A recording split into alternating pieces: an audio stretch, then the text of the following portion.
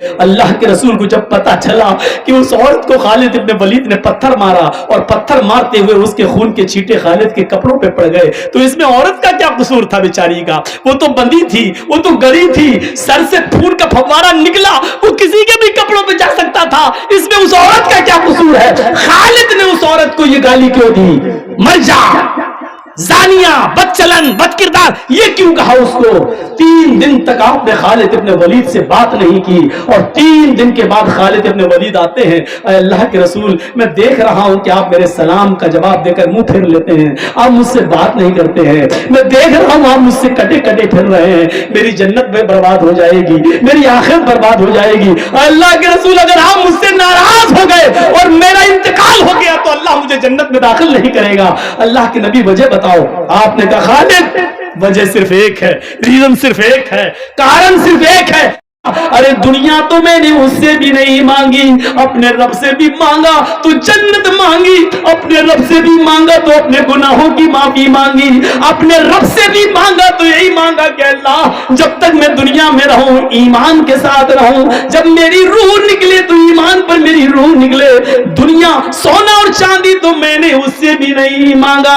یہ ایمان تھا ان کا میرے بھائیوں، ایک ہمارا ایمان ہے۔ اللہ کے نبی نے اس عورت کے اس بچے کو جو ناجائز بچہ تھا اس بچے کو اپنی گود میں لے لیا اور کہا جاؤ اس عورت کو مار ڈالو، پتھروں سے مار مار کے ہلاک کر دو، بچہ پیدا ہو گیا۔ اللہ کی قدرت دیکھو، جیسے ہی اس عورت کو موڑا گیا، لے جایا جانے لگا، بچہ رونے لگا، اس عورت نے پلٹ کر دیکھا کہ میرا بچہ رو رہا ہے، چیختی ہے اے اللہ کے نبی، ہر مرنے والے سے اس کی آخری آرزو پوچھی جاتی ہے، تمنا پوچھی جاتی ہے، کیا مجھ سے میری آخری تمنا نہیں پوچھی جائے گی؟ ہاں پوچھی جائے گی، جس میدان میں تمہیں مارا جائے گا اسی میدان میں پوچھ لیا جائے گا۔ کہا اللہ کے رسول اگر اس میدان کی جگہ یہیں پر میری تمنا پوری کر دی جائے تو؟ اچھا بتاؤ کیا ہے؟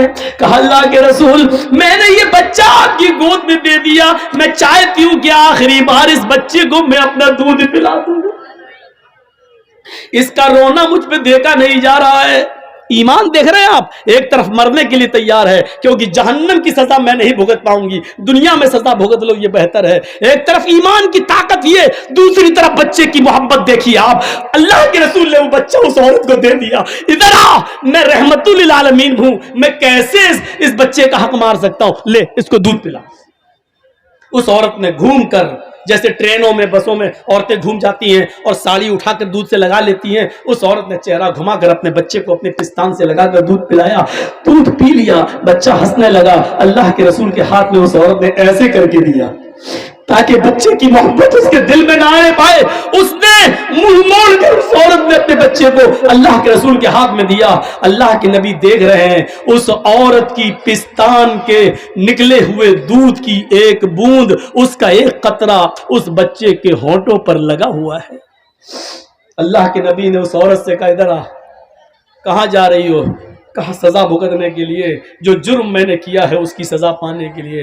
اللہ کے نبی نے کہا اللہ نے مجھے رحمت للعالمین بنا کر بھیجا ہے، اس بچے کی غذا تیری پستان میں موجود ہے، یہ بچے کو ابھی تیرے دودھ کی ضرورت ہے، محمد ظالم نہیں ہے، اس بچے کا حق نہیں مار سکتا ہے۔ اے عورت ابھی تجھے قتل نہیں کیا جائے گا، ابھی تجھے نہیں مارا جائے گا، جب تک یہ بچہ تیرا دودھ پیے گا تب تک تجھے نہیں مارا جائے گا، اس بچے کو لے جا اور اس بچے کو دودھ پلا، جب تک یہ تیرا دودھ پیے گا تجھے قتل نہیں کیا جا سکتا، جب یہ بچہ روٹی کھانے لگے تب تو لے کر میرے پاس آنا۔ اللہ کے رسول نے پھر سزا ملتوی کر دی اور اس عورت کو بچہ لے کے جانا پڑا۔ جب بچہ روٹی کھانے لگا تو وہ عورت لے کے آتی ہے، کہتی ہے اللہ کے رسول لیجئے، اب تو روٹی بھی کھانے لگا۔ اللہ کے نبی کی نظروں میں آنکھوں میں آنسو آ جاتے ہیں اور کہتے ہیں کہ عورت اب تیرے لیے میرے پاس بھی کوئی راستہ نہیں ہے، سارے راستے بند ہو چکے ہیں، بچہ روٹی بھی کھانے لگا ہے، اس لیے اب یہ سزا کا وقت پورا ہے، اب تجھے قتل کیا جائے گا۔ آپ نے اس بچے کو ایک صحابی کے حوالے کیا، کون ہے جو اس بچے کو پالے گا؟ ایک صحابی نے ہاتھ اٹھایا، میں اے اللہ کے رسول اس بچے کو اپنے بچے کی طرح رکھوں گا، میں اس इसको अपना नाम दूंगा, मैं इसको अपने घर में बना दूंगा, अपनी जमीन और जायदाद का मालिक भी बनाऊंगा, मुझे दे दीजिए। अल्लाह के रसूल ने उस बच्चे को उसके हवाले कर दिया और उस औरत को भेज दिया। उस औरत को जब भेजा गया और वो मैदान मक्तल में जाती है, उसको सीने के बराबर गाड़ दिया जाता है। पहला पत्थर खालिद इब्न वलीद के हाथों में है, पत्थर मारते हैं उसके सर पे, सर फटता है, खून का फव्वारा उसके सर से निकलता है, उस खालिद इब्न वलीद के कपड़ों पे गिरता है। खालिद इब्न वलीद ने देखा इस औरत के खून मेरे कपड़ों पे आ गया, ये जिनाकार औरत, मुंह काला करने वाली औरत, तेरा खून मेरे कपड़ों पे, सकिलत सवाकिल, मर जा तू, बुरा हो तेरा, तेरे खून ने मेरे कपड़े गंदे कर दिए।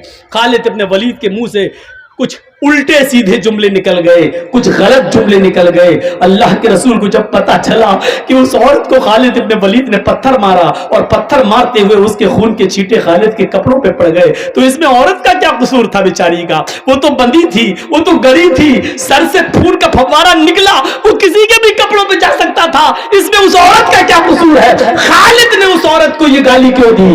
मर जा, जानिया, बदचलन, बदकिरदार, ये क्यों कहा उसको? 3 दिन तक आपने खालिद इब्न वलीद से बात नहीं की और 3 दिन के बाद खालिद इब्न वलीद आते हैं, अल्लाह के रसूल मैं देख रहा हूं कि आप मेरे सलाम का जवाब देकर मुंह फेर लेते हैं, आप मुझसे बात नहीं करते हैं, मैं देख रहा हूं आप मुझसे कटे कटे फिर रहे हैं, मेरी जन्नत में बर्बाद हो जाएगी, मेरी आखिरत बर्बाद हो जाएगी। अल्लाह के रसूल अगर आप मुझसे नाराज हो गए और मेरा इंतकाल हो गया तो अल्लाह मुझे जन्नत में दाखिल नहीं करेगा। अल्लाह के नबी वजह बताओ। आपने कहा खालिद वजह सिर्फ एक है, रीजन सिर्फ एक है, कारण सिर्फ एक है, तुमने उस औरत को गाली दी, उसको बदचलन कहा जिस औरत को मैंने मारने का हुक्म दिया था।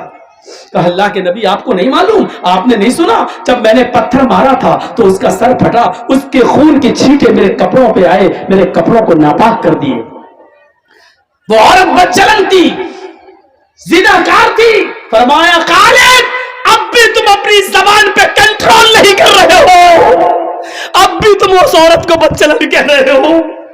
उस औरत ने खुद बताया कि मेरा शौहर 2-3 साल से गायब है, उसने खुद बताया कि मैं कंट्रोल नहीं कर सकी और जिंदगी में पहली बार मुझसे जिना हुआ है। वो आदतन जिनाकार नहीं थी, वो पेशावर नहीं थी, वो जिना हर वक्त नहीं कराती थी, उससे सिर्फ एक बार गलती हुई है और एक बार गलती की उसने सजा भुगत ली, मेरे पास आकर अपने जुर्म का इकरार कर लिया। खालिद उस औरत को बदचलन मत कहो, तुम नहीं जानते उस औरत ने कैसी तौबा की है, अपनी जान देकर, अपनी जान कुर्बान करके, पत्थरों से पिट पिट कर अपने आप को खत्म करा के अल्लाह की दरबार में, अल्लाह के दरबार में कितनी पाक हुई है तुम्हें नहीं मालूम। आए खालिद उस एक औरत की तौबा को जो मरते वक्त उसने की है, उस एक औरत की तौबा को अगर इस मदीने के 70 गुनाहगारों पे डाल दिया जाए, ऐसे गुनाहगार जो जहन्नम में जाने वाले हो, अगर उस एक औरत की, एक अकेली औरत की तौबा को उन 70 जहन्नमियों पे डाल दिया जाए तो उस एक औरत की तौबा से अल्लाह उन 70 जहन्नमियों को भी जन्नत में दाखिल कर देगा, उन 70 लोगों को भी जन्नत में दाखिल कर देगा। उसने ऐसी तौबा की है कि अल्लाह रब्बुल आलमीन ने उसकी तौबा को अगर इस मदीने के 70 जहन्नमियों पर भी डाला जाए तो अल्लाह उन 70 जहन्नमियों को भी बख्श दे। मेरे भाइयों, ये ईमान की कौन सी ताकत थी जो जिना करने के बाद अपने आप को अल्लाह के नबी के पास लाती है और पेश कर देती है कि अल्लाह के रसूल मुझसे ये जुर्म हुआ है, मुझे सजा दीजिए। ये था ईमान।